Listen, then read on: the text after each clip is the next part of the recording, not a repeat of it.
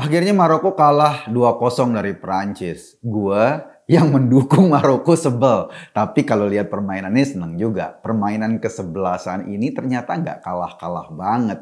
Lawan kesebelasan hebat seperti Prancis. Beberapa peluang nggak berhasil, tapi itu juga membuat gua bisa teriak-teriak ketika si Ziyech menggiring bola menuju gawang Prancis, atau saya bertepuk tangan ketika sundulan Giroud berhasil ditepis kiper Maroko yang keren itu. Nah, itulah asiknya nonton bola. Meski nontonnya sih sendirian waktu itu. Gua mendukung Maroko meskipun sebagai tim boleh dibilang itu bukan tim yang diunggulkan. Gua nggak terlalu gila bola sih. Tetapi kalau pada Piala Dunia boleh dong ikut-ikutan menikmati bersama miliaran orang di seluruh dunia. Menurut statistik, ada 2/3 warga dunia terpapar sama siaran Piala Dunia kali ini. Masa gue nggak boleh ikut-ikutan kalaupun gue nggak gila bola atau nggak terlalu suka bola? Karena nggak banyak informasi soal dunia sepak bola yang gue miliki, makanya gue cenderung agak sembarangan dalam menentukan pilihan kesebelasan jagoan pada saat pertandingan. Tapi ada satu hal yang sering gue lakukan, misalnya ketika nonton bola. Mau nggak mau yang namanya nonton bola, enaknya kan kita berpihak atau kita mengunggulkan salah satu tim dari dua tim itu. Nah biasanya ya, gue memilih tim yang memang tidak diunggulkan. Kayak Maroko lawan Prancis ya, gue dukungnya Maroko. Rasanya asik ketika tim underdog bisa mengalahkan tim unggulan. Serunya itu nggak kebayang. Wajar sih, nonton bola emang enaknya kalau ada tim yang dijagoin. Mana enak nonton tapi nggak punya jagoan. Adrenalin nggak ikut naik, padahal itulah seninya nonton bola. Ada adrenalin yang memuncak dan menurut gua itu letak kebahagiaan para penonton. Nah, ketika Maroko lawan Prancis, seperti diduga, gua dukung Maroko. Bukan karena Maroko lebih bagus mainnya, tapi karena gua suka dengan tim underdog. Itu doang alasannya, nggak ada yang lain. Sama ketika Saudi lawan Brazil, gue dukung Saudi. Meskipun sebetulnya gue berharap Brazil yang masuk final. Dukungan pada Brazil itu juga mungkin karena negara Brazil nggak sekaya negara-negara Eropa. Jadi tetap cara berpikir gue yang penting underdog. Tapi ada yang lebih dogol dari gue dalam melakukan dukung-mendukung kesebelasan. Yaitu ketika orang mendukung kesebelasan bola karena kesamaan agamanya. Gue mungkin orang yang gak tahu bola, tapi mendukung satu kesebelasan karena kesamaan agamanya, menurut gue cara berpikirnya ngaco, rancu, dan aneh. Lo tahu gak, di Indonesia ada loh orang yang menyelenggarakan doa bersama untuk kemenangan tim Maroko melawan Prancis. Bro, doa bersama bro. Emang kayak mau apa aja? Gue mau ketawa tapi jujur gue lupa nada ketawanya. Gimana caranya ketawa dengan nada D minor misalnya. Ketika Maroko kalah melawan Prancis waktu itu, artinya Maroko tidak akan masuk final. Ada pendapat yang lebih dogol lagi dari kelompok gila agama ini. Pendapat ini tersebar di berbagai media sosial. Kata mereka, kekalahan Maroko itu justru menunjukkan Tuhan sedang menyelamatkan Maroko.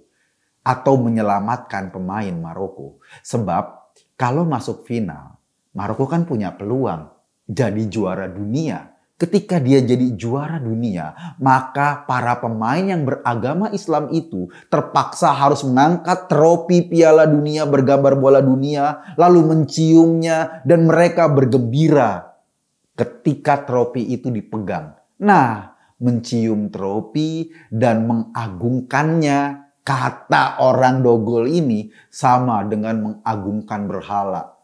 Haram hukumnya. Jadi kata pendapat ini, kalau Maroko jadi juara sepak bola dunia, maka pemain-pemain Maroko akan terjebak menjadi penyembah berhala. Lo gila enggak? Stok ketawa gue hampir habis membaca pendapat ini. Orang gila mana lagi yang menyamakan trofi sama dengan sesembahan. Orang gila mana lagi yang menyamakan piala sama dengan berhala. Kedegilan kayak gini ternyata melanda orang-orang di sekitar kita. Gue emang nggak tahu bola, tapi kalau kasus pertandingan olahraga dinilai dengan sudut pandang agama yang seperti ini, gue terpaksa harus ketawa sekeras-kerasnya sampai gigi kering. Setelah gigi kering, gue akan cari kopi, biar enak minum kopi. Bagi gue, ini contoh ketidakadilan dalam berpikir. Bahkan ketidakadilan dalam menempatkan agama. Main bola ya main bola, sekedar permainan dan olahraga. Nggak ada sangkut pautnya juga dengan agama. Kalau misalnya ada pemain yang melakukan selebrasi karena menghasilkan sebuah gol, itu bukan mereka sedang beribadah, itu hanya ungkapan kegembiraan. Begitupun kalau ada pemain yang mencium trofi karena berhasil menggondolnya dan jadi juara, apapun agamanya, dan ketika ia mencium trofi itu bukan menyembah berhala. Itu ungkapan kegembiraan. Masa lo beragama orang gembira saja jadi murtad, jadi penyembah berhala? Kan lucu. Tahu gak sih? Kemenangan tim Maroko dari tim Spanyol maupun tim Portugal, itu bukan kemenangan tim Islam melawan tim yang bukan Islam. Itu bukan kemenangan orang yang beragama Islam melawan pemain-pemain yang bukan beragama Islam. Mereka tuh cuma main bola, bukan sedang berperang membela agama. Kalau ada 1-2 pemain yang berdoa di pinggir lapangan sebelum bertanding, doanya beda-beda, itu ya ekspresi personal saja. Jadi doa pemain Maroko dan doa pemain Portugal yang beda agama itu untuk ketentraman mereka barangkali saat merumput secara personal. Tuhan gak perlu diajak-ajak untuk memenangkan pertandingan. Itu artinya mendegradasi peran Tuhan, kekecilan. Dengan kekacauan berpikir ini, menempatkan semangat beragama dalam posisi yang ngaco. Wajar saja kalau kita sering hidup dengan penilaian yang salah. Gue contohin ya. Kelakuan orang seperti ini sama seperti orang yang dulu tuh membangun minimarket 212. Mereka bikin minimarket dengan mengedepankan agama.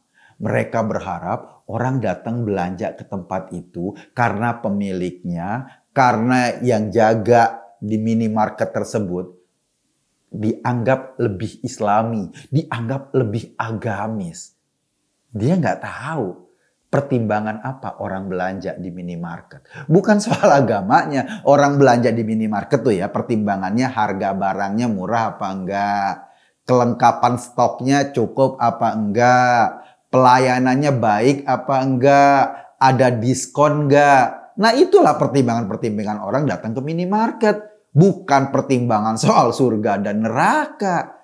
Jadi kalau kemudian mereka salah mengasumsikan perilaku konsumen, wajar kalau akhirnya minimarket 212 banyak yang tutup. Wong dalam bisnis saja asumsi yang mereka bangun salah. Itu cara mereka memandang yang mencampur adukan sesuatu yang sebetulnya nggak ada hubungannya. Atau katakanlah hubungannya tidak sesimpel itu.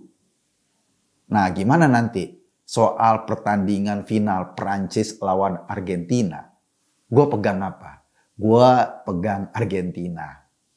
Kalaupun gue tahu ada 3 pemain Prancis yang beragama Islam. Tapi ya gue tetap pegang Argentina. Karena bola ya bola. Gak ada hubungannya dengan pemain muslim dan pemain non-muslim. Gue menikmati permainan mereka. Bukan menikmati agama mereka.